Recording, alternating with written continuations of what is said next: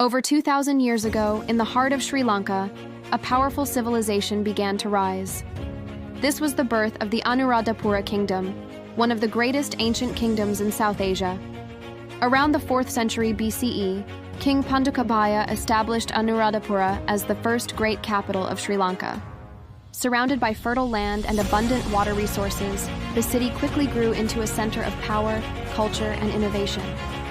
The rulers of Anuradhapura developed remarkable irrigation systems, massive tanks and canals that transformed dry lands into fertile fields. These engineering marvels supported agriculture and sustained a growing population. With the arrival of Buddhism during the reign of King Devanampiya, Anuradhapura became a sacred city. Grand stupas, monasteries, and temples rose across the land, symbolizing peace, wisdom, and devotion. Through strong leadership, advanced technology, and spiritual unity, the Anuradhapura kingdom flourished for centuries. Its legacy still stands today, carved in stone, written in history, and remembered as the foundation of Sri Lankan civilization. In the heart of ancient Sri Lanka, amidst lush emerald landscapes and shimmering waters, a civilization was poised to rise. This is the story of the Anuradhapura kingdom, an empire born from ingenuity and faith. Long before it became a sprawling metropolis, this land was a tapestry of early settlements, scattered yet thriving. The people learned to harness the life-giving monsoons, building the first small irrigation tanks, foreshadowing the engineering marvels to come. Our journey begins in the 4th century BC with a visionary leader, King Pandukabaya. He saw not just a cluster of villages, but the potential for a grand capital. With strategic brilliance and a deep connection to his people, he laid the foundations for Anuradhapura. He didn't just build a city, he organized it, establishing administrative divisions and, most crucially, expanding the vital irrigation network that would sustain a growing population for centuries. Stone by stone, a magnificent city began to take shape. Under his rule, and those who followed, Anuradhapura blossomed. The small village tanks evolved into massive, interconnected reservoirs, engineering feats that baffled later generations. These colossal wewas transformed arid plains into fertile rice paddies, fueling the kingdom's prosperity and allowing art and culture to flourish. Palaces carved from stone stood as testament to royal power, while the very air seemed to hum with a newfound spiritual energy.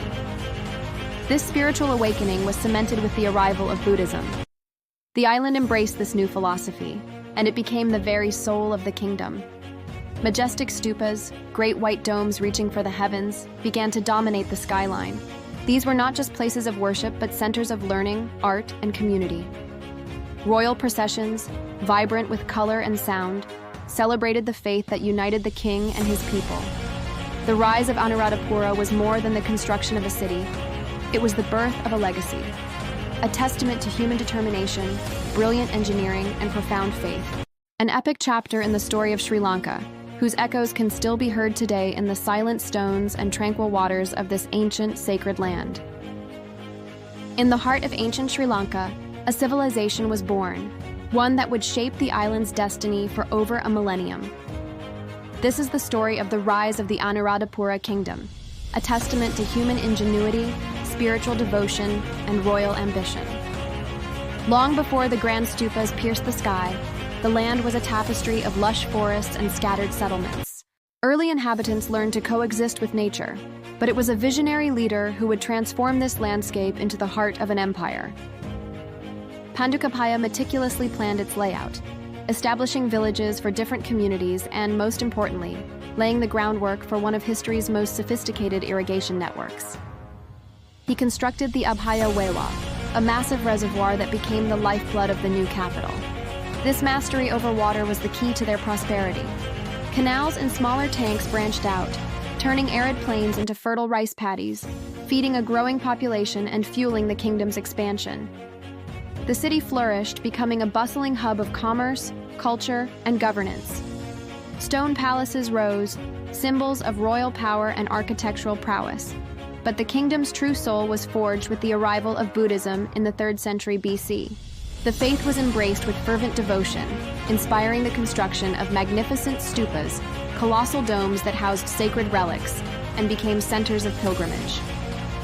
These structures, like the Thuparamaya and later the Ruwanwelisaya, were not just feats of engineering, they were monumental expressions of faith that drew scholars and devotees from across the world. The Anuradhapura kingdom became a beacon of Buddhist civilization, a city of kings and clerics, where technological marvels and spiritual aspirations intertwined. Its rise was more than the birth of a kingdom.